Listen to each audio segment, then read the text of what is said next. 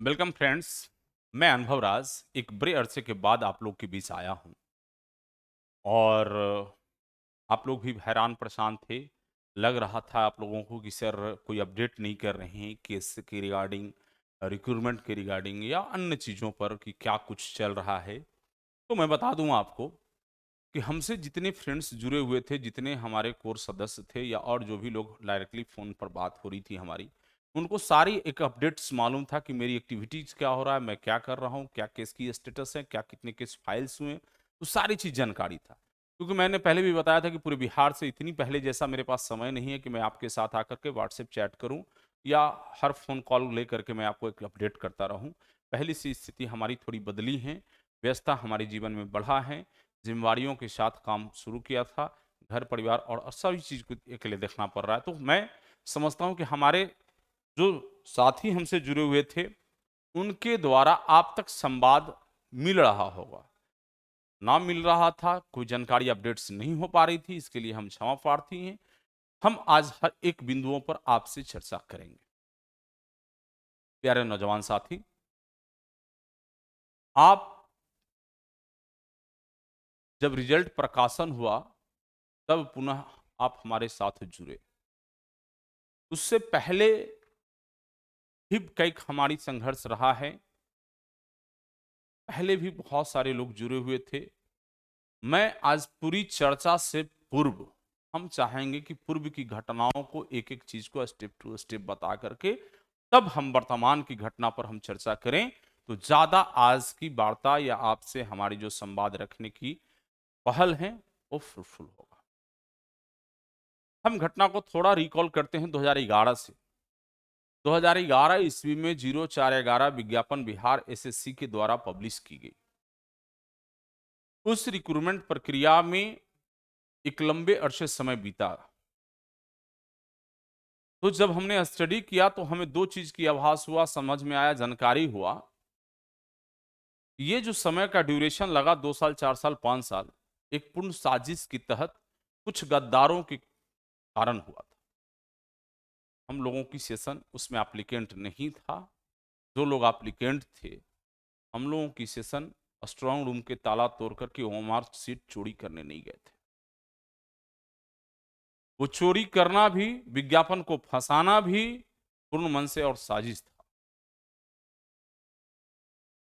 उनका साजिश ये था कि 0411 विज्ञापन जैसे ही बिहार एसएससी को जाता है और 4 से 5 महीना डिले कराया जाता है उसको, जस्ट उतने पद पर संविदा की विज्ञापन निकाल दी जाती है।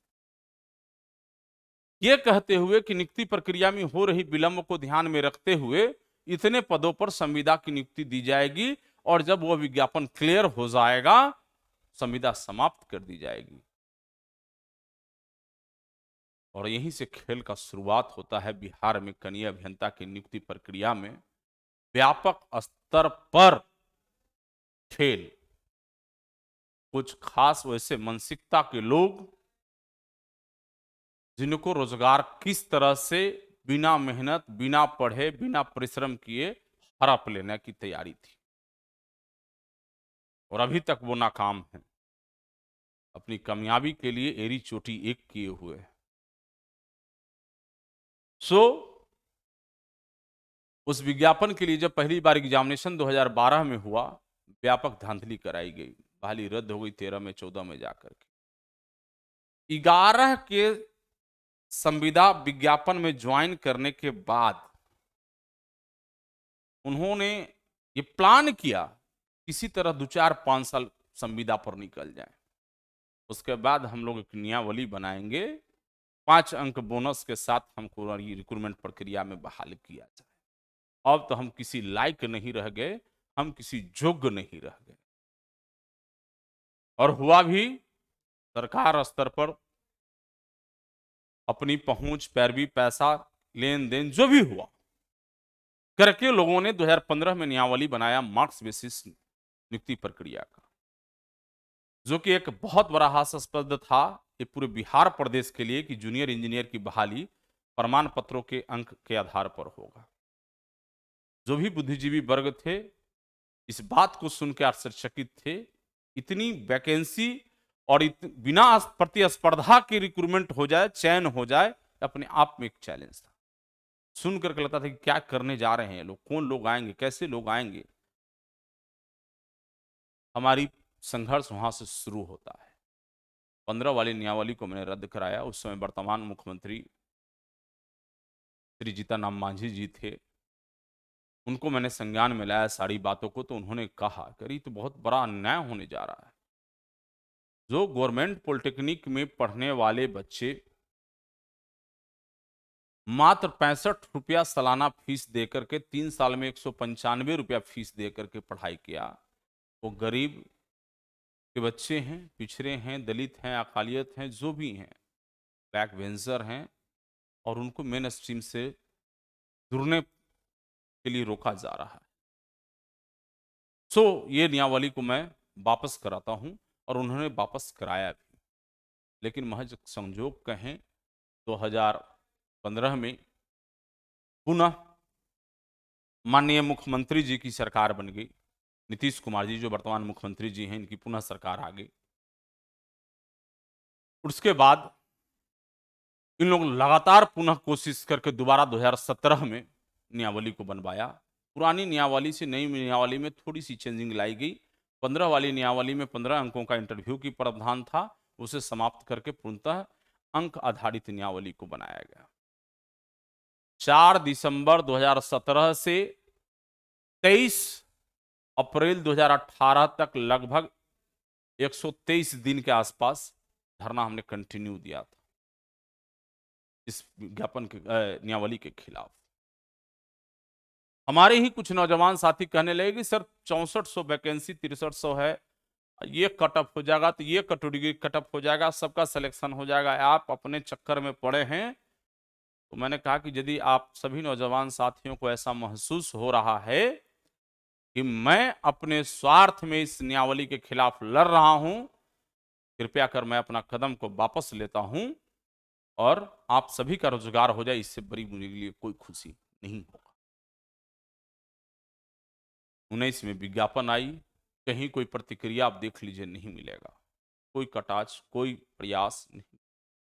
सिलेक्शन प्रोसेस स्टार्ट हुआ, काउंसलिंग हुआ, मेरिट बना, जो भी, ये सारे प्रक्रिया में लगभग 19 से 22 हो गया, 3 साल। 2 अप्रैल को रिजल्ट प्रकाशित होता है वेबसाइट पर, 3 अप्रैल को आता है आयोग के। उसके बाद तो पूरे प्रदेश में हाहाकार मच गया कि यह अनहोनी हो गया, ये कैसे हुआ। मैं उस समय जब बोलता था तो सारे लोग कहते थे कि सर आपने जो जो कैटेगरी का जो कट ऑफ जारी किया था आज से 4 साल पहले, वो सेम कट ऑफ है सर, ये इतना पहले आप कैसे जानते थे। क्योंकि मैं संघर्ष किया हूं, उन गद्दारों से शुरू से लड़ा हूं।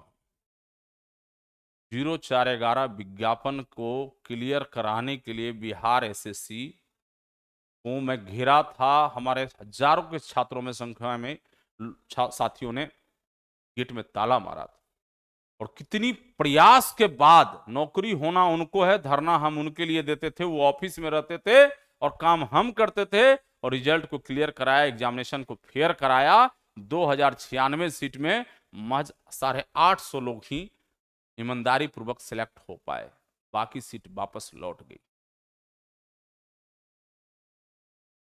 2096 पद में मात्र 850 लोगों का चयन हो पाया। आश्चर्य होगा आपको जान करके। लोग कहते थे कि आप तो खाली लिखित एग्जाम के पीछे पड़े हैं, भैया मेरी कोई पर्सनल स्वार्थ नहीं है, आपकी समस्या का निदान एकमात्र वही है। लेकिन फिर भी लोग कहे कि नहीं सर कोशिश करिए, इसमें भी कोई जगह बन जाए तो प्रयास कर दीजिए। कि बिल्कुल प्रयासरत है, बिल्कुल मैं प्रयासरत हूं आपके लिए। तो खैर ये बड़ी कहानी थी। तो गद्दारों की गद्दारी ये तक थी, इवन अब जब देखा कि सीटों की संख्या बढ़ गया तो अपने घर परिवार रिश्तेदार को भी डिग्री खरीद करके एप्लीकेशन करवा लिया। और आप लोग तक भी गुप्त सूचना से पता चल रहा है कि कौन कहां किसके कौन कैसे खरीदा डिग्री, किसकी सहयोग है, कैसे उनकी रिजल्ट बन रहा है। गवर्नमेंट पॉलिटेक्निक के 17 में पास आउट स्टूडेंट 62-63% नंबर लाते हैं, उनका मेरिट में रिजल्ट है। जनरल मेधा क्रम जब देखिएगा उसको 7वां रैंक या 14वां रैंक पर है वो। कैसे कैसे कैसे संभव हो गया? 63% नंबर है और ओवरऑल मेरिट के 7वें रैंक पर उपलब्ध हैं वो। ओपन मेरिट लिस्ट में सिलेक्शन है। ये खेल में कौन लोग शामिल हैं, ये समझने की जरूरत आपको है। उनकी जब बातों को सुनिएगा तो लगेगा कि दुनिया का सबसे बड़ा हरिश्चंद्र ये लोग आए हैं हमारे नंबर सिस्टम में बहाली देने के लिए। हमारे जो मेधावी छात्र थे जिनकी अच्छे मार्क्स था वो आज रोड पर है। 78%, 79% कम नंबर नहीं होता है। 76% नंबर कम नहीं होता। 75% से ऊपर नंबर लाने वाले टेक्नोलॉजी में डिस्टिंक्शन मार्क्स के साथ नंबर कम नहीं होता। सारे लोग आज रोड पे। प्यारे नौजवान साथियों, आज जो वर्तमान परिस्थिति है, 2 अप्रैल 2022 को रिजल्ट प्रकाशन के बाद पूरे प्रदेश से सारे नौजवान साथियों को जो हमसे पुराने जुड़े हुए संघर्ष के दिनों में थे, उन्होंने कहा कि सर प्लीज वापस आओ। मैं दिग्भ्रमित हो गया था, मैं बहलावे में आ गया, मैं ट्रैप कर लिया गया, मेरी मति मारी गई थी। आपने जो जो कहा वो हो गया, प्लीज एक बार साथ दो, मैं आऊंगा। प्यारे नौजवान साथियों, मैंने आवाज भी, आवाहन भी दिया था। आपके कहे जाने मात्र से मंदिर से पूजा करके डायरेक्ट हमने आयोग पहुंचा था। आप हमारी इसी, शायद लगता है टी शर्ट में यही पहना हुआ था, इसी कलर की टी शर्ट थी, शायद याद नहीं मुझे। माथे पे चंदन, ललाट में लगा हुआ, मंदिर से उसी ड्रेस में मैं पहुंचा था। और मेरी चैलेंज था कि रिजल्ट पब्लिकेशन के 12 घंटे के अंदर मैंने पूरी फर्जी को फाइंड आउट कर लिया था कितनी संख्या में फर्जी बारा है। जो कुछ नौजवान साथी हमारे साथ डेलीगेशन के रूप में आयोग के सचिव से, वहां के स्टाफ से डेलीगेशन में गए थे, मैं ठोक के चैलेंज कह के आया था कि आपकी स्क्रीन पर रिजल्ट 24 घंटा तक नहीं टिक पाएगा, मैं उतार दूंगा। बोला कि उतार के दिखा दो। ओपन चैलेंज को स्वीकार करने के लिए मैंने कहा कि आप चैलेंज स्वीकार करो, 24 घंटा में रिजल्ट उतार दूंगा। मैंने उतार दिया। अब रिजल्ट चढ़ाने की बारी है। रिजल्ट इतनी आसानी से चढ़ेगी नहीं, मैंने प्रूफ कर दिया है। थोड़ा सा यहाँ एक बीच में एक नया सा चीजों को जोड़ना चाहूंगा। अब जब रिजल्ट उतर गया तो लोग 1 महीना इंतजार किए, 10 दिन इंतजार किए, 15 दिन इंतजार किए, लेकिन इसी बीच अंदर 19 अप्रैल को एक अपडेट आ जाता है माननीय पटना उच्च न्यायालय का, जो कि मार्च में ही सुनवाई कंप्लीट करके ऑर्डर को रिजर्व रख लिया था। जब ये हंगामा शुरू हुआ पूरे प्रदेश स्तर पर, तो आनंद फानन में 19 अप्रैल को आ गया कि 40% में प्राइवेट के भी छात्र जो बिहार पॉलिटेक्निक कॉलेज से पास आउट हैं, प्राइवेट इंस्टीट्यूशन से, उनका भी रिजर्वेशन दिया जाना है। खेल समझिएगा, बहुत खतरनाक खेल है। यदि आप खेल को नहीं समझेंगे, ट्रैप हो जाएंगे। 2 अप्रैल के रिजल्ट के बाद हम लोगों ने 4 अप्रैल को घेराव किया था आयोग को। 5 अप्रैल को प्लानिंग बना, 6 अप्रैल को प्लानिंग्स बना। 2 दिन लगातार मीटिंग बैठक होने के बाद सर हम लोगों की लड़ाई होगा, तो हमने एक जिम्मेवारी लिया कि चुन चुन करके एक एक फर्जीवाड़ा मैं निकाल दूंगा, ये मेरी रिस्पॉन्सिबिलिटी। बच्चों का था कि सर 60-40 भी मेरिट को बनवाया जाए, उससे भी हम लोगों की बहुत राहत होगी। हमने कहा कि 60-40 की मेरिट से पहले जरूरी है फर्जीवाड़ा को हटाना, लेकिन हम दोनों लड़ाई को लड़ेंगे, दोनों लड़ाई को लड़ेंगे। मेरे कंधे पर जिम्मेदारी मूल रूप से ये देगी।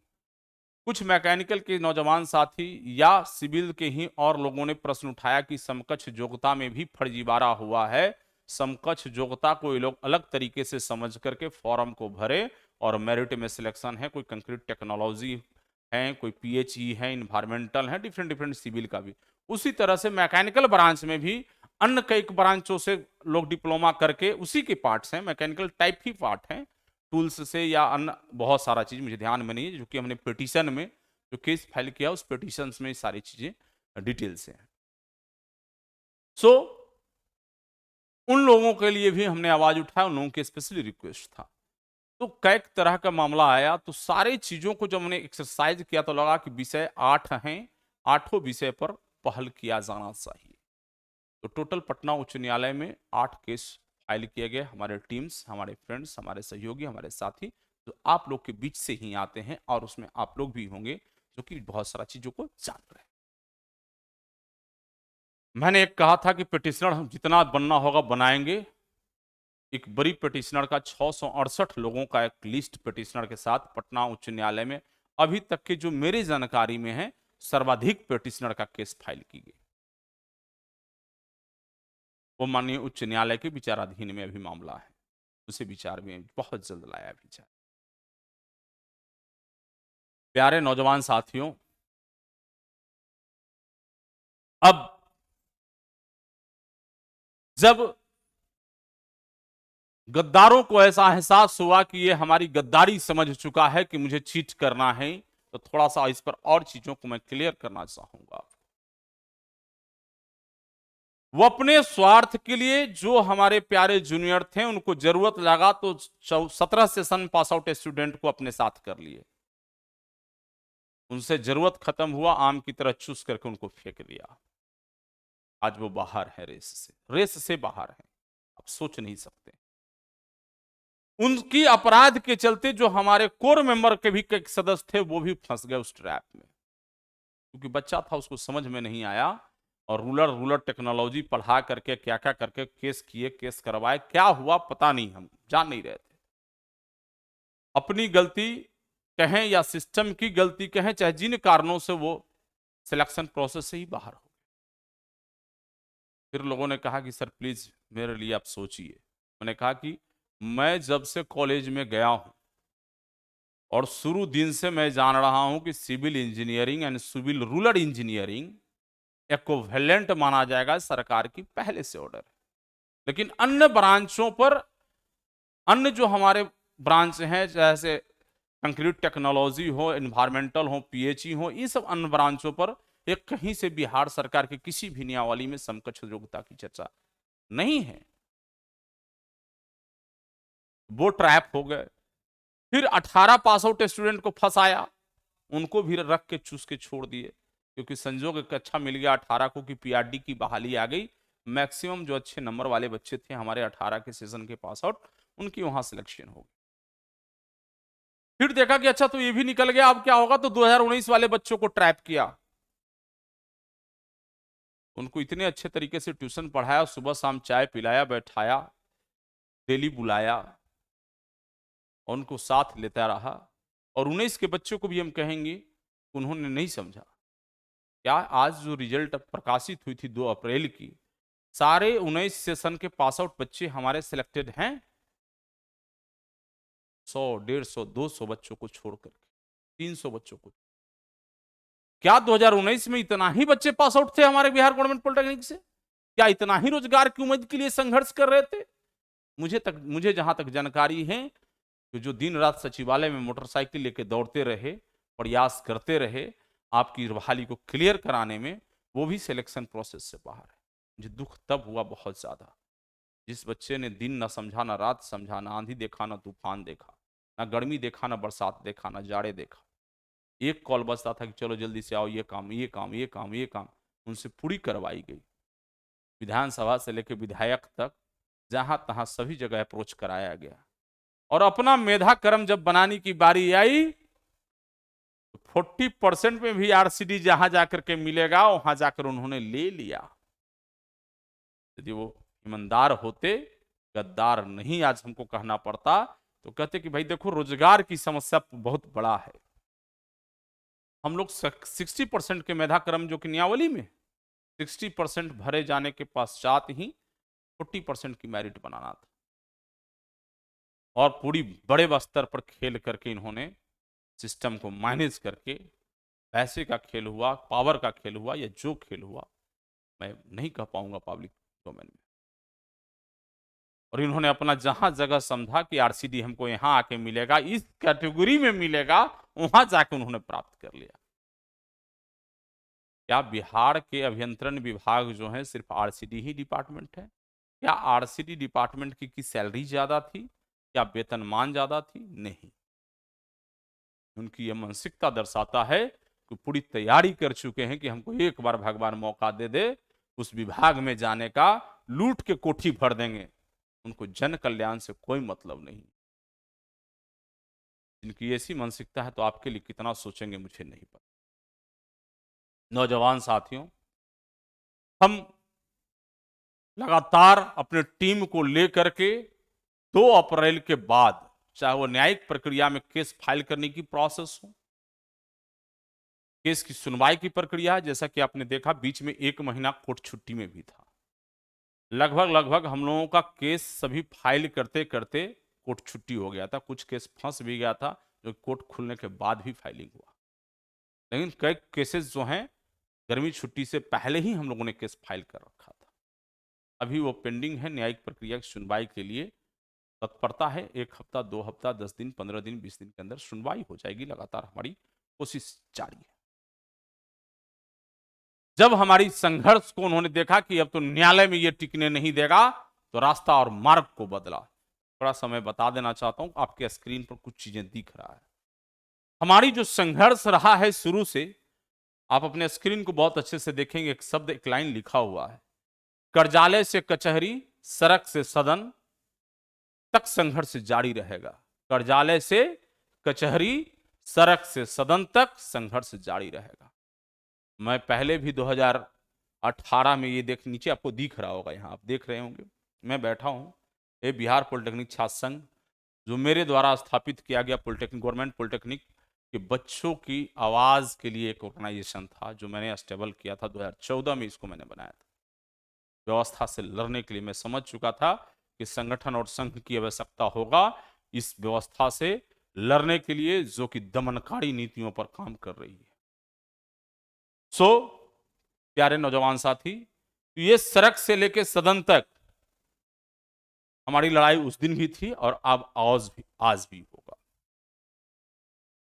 तो उन्होंने जब कर्जालय में प्रयास किया था तो हम कचहरी तक खींच करके ले गए। कर्जालय में भी मैंने जब पहुंच बनाया और चेयरमैन को मैंने विश्वास दिलाया, हुजूर मेरी बात को सुन लिया जाए, यदि गलती लगे तो मुझे खारिज कर देना, जरूरत हो तो मेरे पर एफआईआर भी कर देना, मेरी बात सुन लो सर।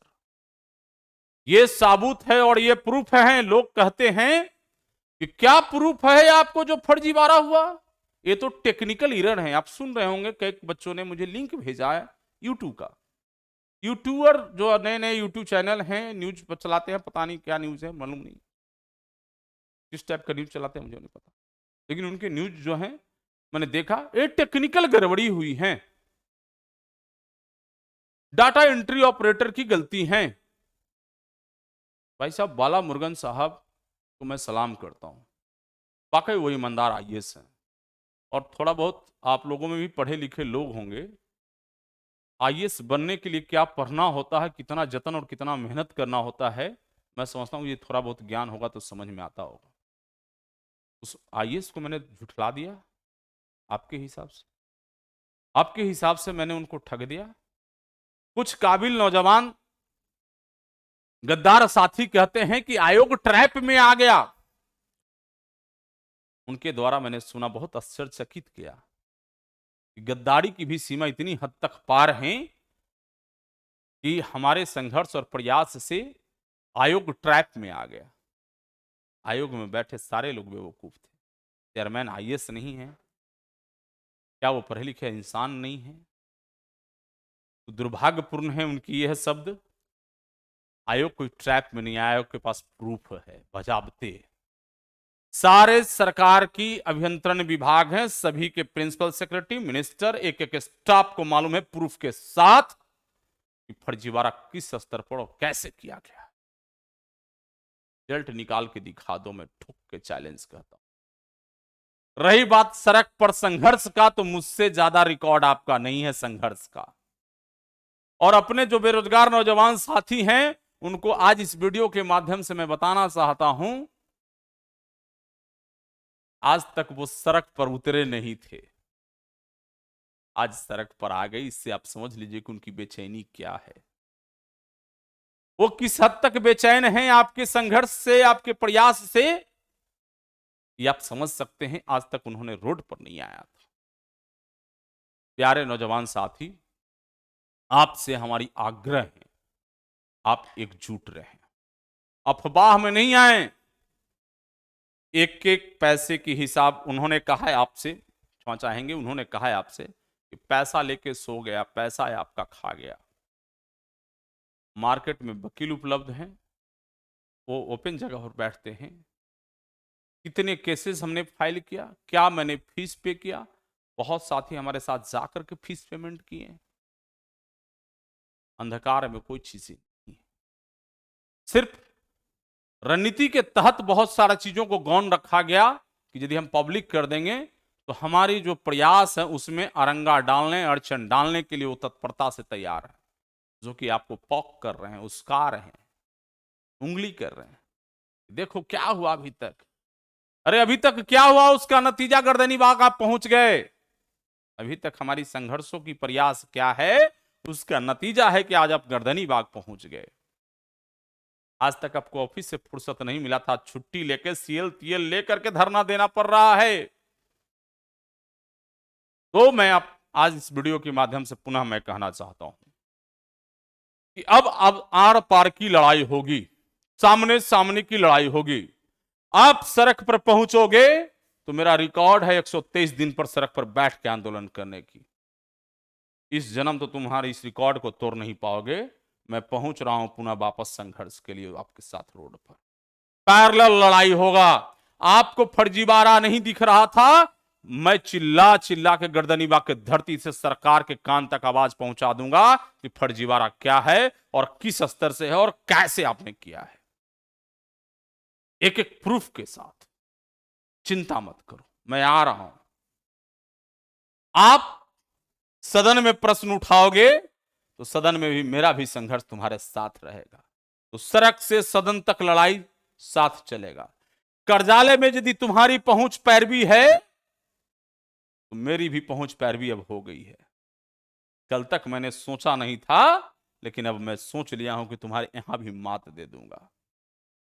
यदि सत्य की लड़ाई हमेशा जीत होती है, ये आपने सुना है, तो आज ये जान लो कि ये लड़ाई की भी जो जीत होगी वो सत्य के साथ होगा, गद्दारों की गद्दारी के साथ नहीं, जो झूठ और फ्रेब के बुनियाद पर अपनी लड़ाई को लड़ रहे हैं और कहते हैं ये हमारा रिजल्ट 3 साल से नहीं पब्लिश किया गया और क्या क्या कहकर रिजल्ट मेरा उतार दिया गया। जैसे लगता है कि उनका रिजल्ट हड़कित हो गई थी, उन्होंने खुद अपने हाथों से रिजल्ट को बनाया था। बहुत दर्द हुआ। चिंता मत करो, हम ये भी कहते हैं आपके साथ कि जो उस रिजल्ट में जेन्युइन स्टूडेंट आज सिलेक्टेड हैं वो कल भी सिलेक्टेड होंगे, उन्हें संघर्ष करने की जरूरत नहीं। जो मेधा आज बना है, फर्जीवाड़े हट जाने के बाद भी उनका मेधा और अच्छा हो जाएगा। जिनको विभाग नीचे का मिला है वो मन में रखे थे कि आरसीडी मिल जाता, आरडब्ल्यूडी मिल जाता, बीसीडी मिल जाता, है ना। हो सकता है कि हमारे संघर्ष से वो अच्छे मेरिट वाले हैं, अच्छे मेधा रखते हैं, अच्छे नंबर हैं उनका, उनको और अच्छा मिल जाएगा। तो हमारी संघर्ष सड़क से सदन तक होगा, बीटीएससी कार्यालय से लेकर के कचहरी तक होगा, कचहरी का सेंस पटना उच्च न्यायालय में होगा। जरूरत पड़ा तो सुप्रीम कोर्ट भी हम पहुंचेंगे अपनी आवाज उठाने के लिए, अपनी ताकत के लिए। तेरे बहकावे में बेरोजगार अब आने वाला नहीं है, बहुत ठग लिया, साथ बैठा के चाय पिलाए, जरूरत आया तो पीछे से पुश करके रोड पर ला दिए। आज 19 के बच्चे कहते हैं क्या सर उन लोगों ने मेरे साथ गद्दारी किया, क्या आप भी करोगे? तो मैं पुनः कहता हूं, मैं आपके साथ कमिटमेंट करके 2 कार्यों के लिए आया था, लेकिन मैं 8 कार्य कर रहा हूं। 19 की रखने और हटाने में शुरू दिन भी मैं बोला हूं ना मेरे कोई इंटरेस्ट है ना आगे भी रहेगा। उसकी लड़ाई आपने खुद ताना बाना शुरू किया, आप सीनियर जूनियर की लड़ाई आपने खुद से लड़ा। 18 से 22 के बीच अंदर आप जब देखोगे मेरी कहीं भी उपस्थिति नहीं है, ना मेरा कोई इंटरेस्ट है, फिर भी मेरी कोशिश होगा कि जगह सबके लिए है, तो आपसी लड़ाई को पटाक्षेप करके एक साथ एक सहयोग करके एक मंच पर सभी लोग आए, आपसी विवादों को खत्म करें। आपको गद्दारों से लड़ने की ताकत जुटानी होगी, जो लूट करके अपने घर के बेटा बेटी रिश्तेदार परिवार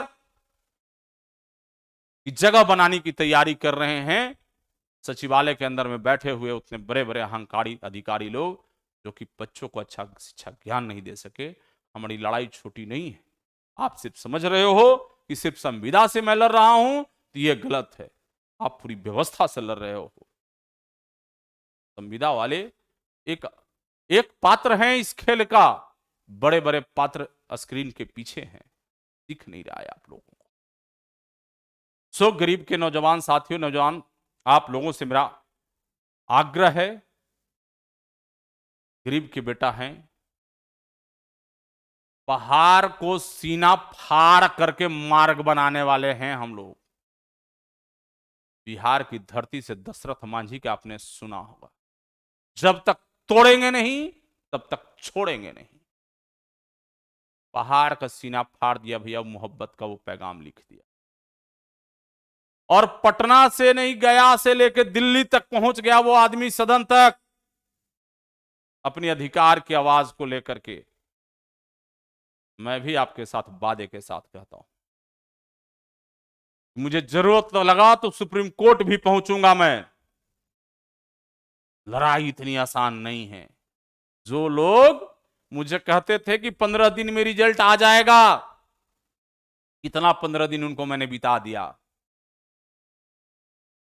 वर्तमान में आयोग का भी कलगुजारी को समझना होगा आपको।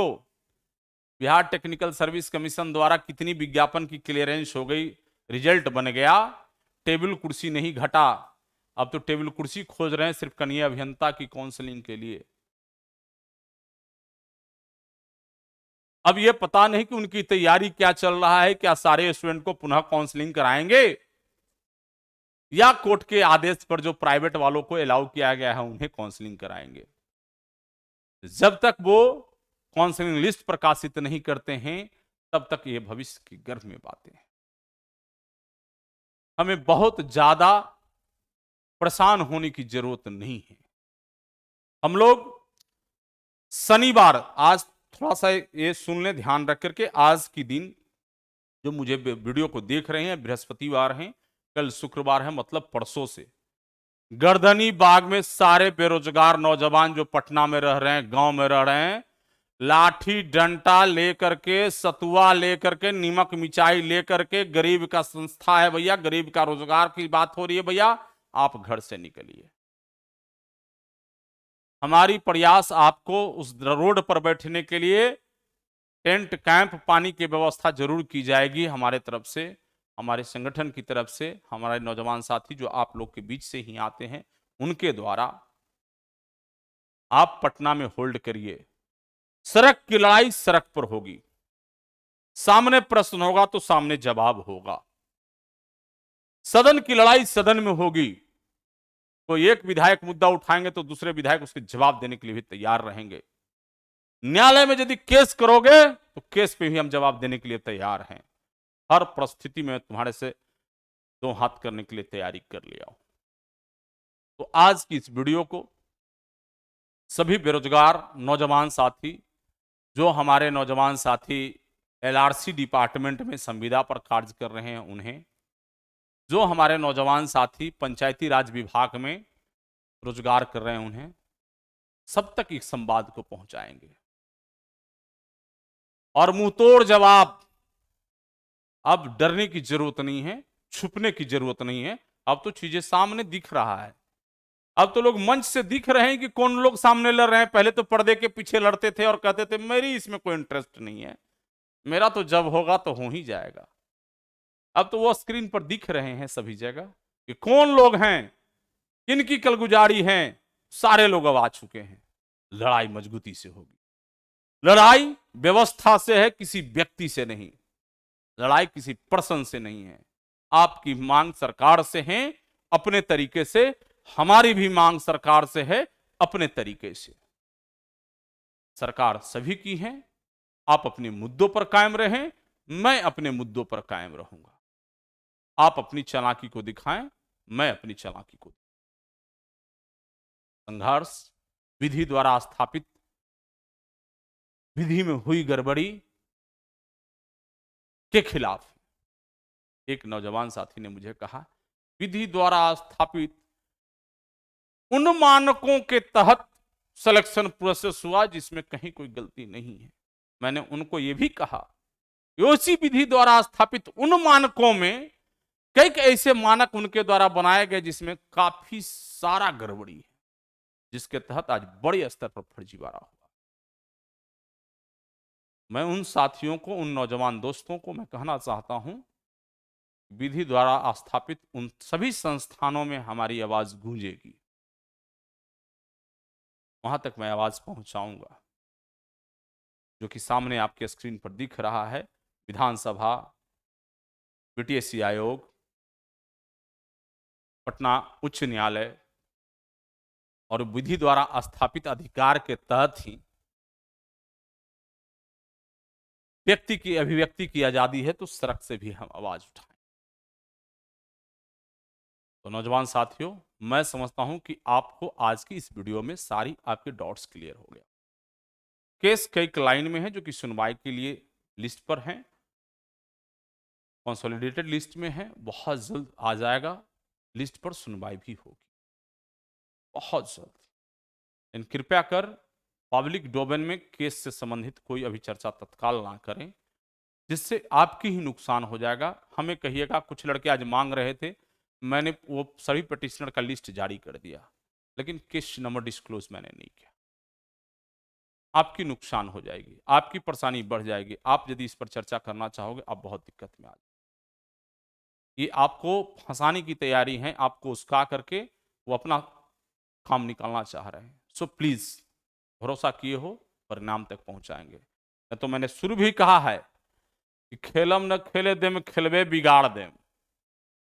जब ये लोग नहीं समझेंगे तो खेल भंडोल होगा, खेल भंडोल होगा, फिर जहां थे वहां से फिर शुरू से यात्रा शुरू होगा। मैं बता देता हूं आपको, क्योंकि चालाकी को मैं समझ चुका हूं पूरे अच्छे तरीके से,